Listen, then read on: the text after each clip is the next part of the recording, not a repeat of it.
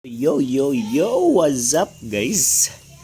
Sheesh! So natay Air Max diri guys ha.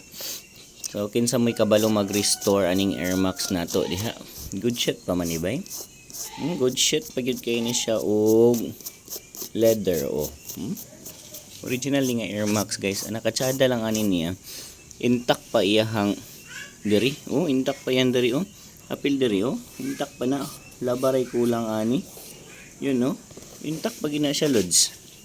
Yun, oh, Nike Air. Tsada pag yung kaya siya men. So inig malabhan ni. Good shit kay ni. Di ba? Ito rapid para klaro gyud oh.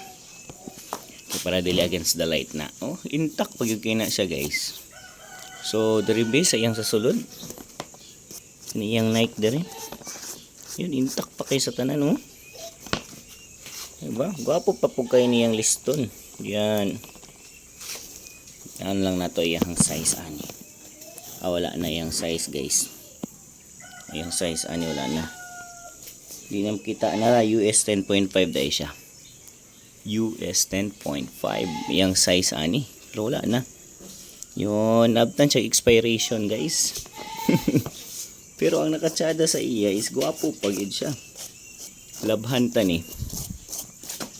Maglaba ta ni sunod guys, labhan ta ni sunod. Hatanaw na to kung sa resulta ning Air Max. Di ba? Oh. Choy pag yung case tanan men. Oh. So ang problema lang kani wala na, expire na siya. Yeah. So pero gwapo pag yung case siya oh. Gikan para ba ni siya og UK? Yan UK ni gikan nga sapatos sa una pa ni gipadala. So shout out sa tagiani si Uncle Nunoy ha.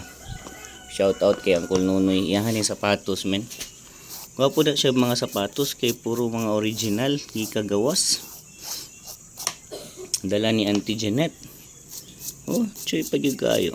Kita gid nimo ba oh? Nga iyang Nike Air nga nakabutang diri. Intact pa kay istanan. Tapos diri Air Max. Air Max gwapo pa kayo, di ba? Sheesh, piting gwapo ka pa ni Lods. Iha lang lapalapa. Lisod manggod mangita og ingani nga lapalapa. Nangutana man ko sa atbang diri sa amo kay na may ka-repair og shoes diri. Nangutana ko sa iya kung ma-repair pa ba ni kaning ingani nga sapatos. May lisan pa ba ni siya og ingani lapalapa niya og kani siya. Ana siya nga wala siya available ani pero mag-order pa sila kay naaman daw na daw ingon ani.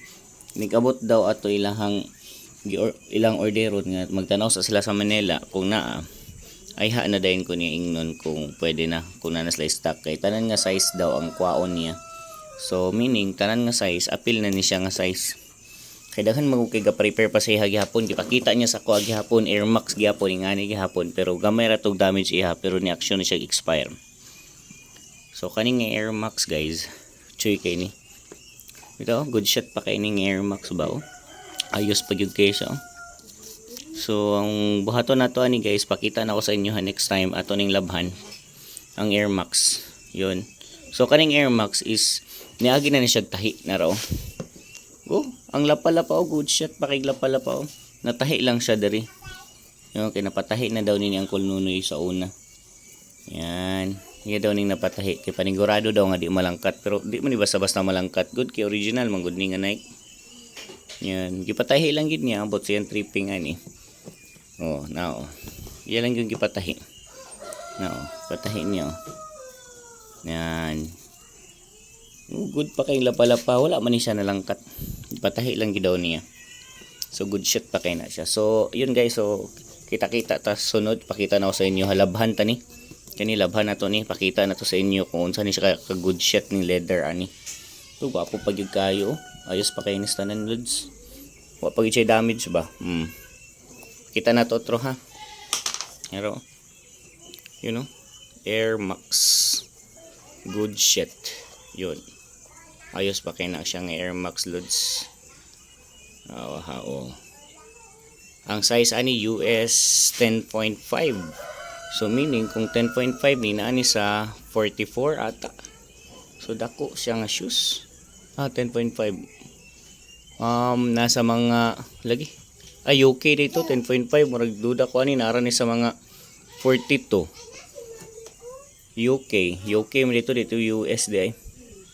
So, di na ako makita. Ay, nara ang US ani 7.0, be? Check na to, Trollods. Di na mo siya makita. Good, kiwa naman na nga. Ay, nara US 10.5 lagi yun.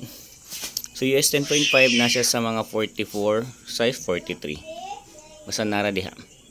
So, sheesh! Dito taman guys.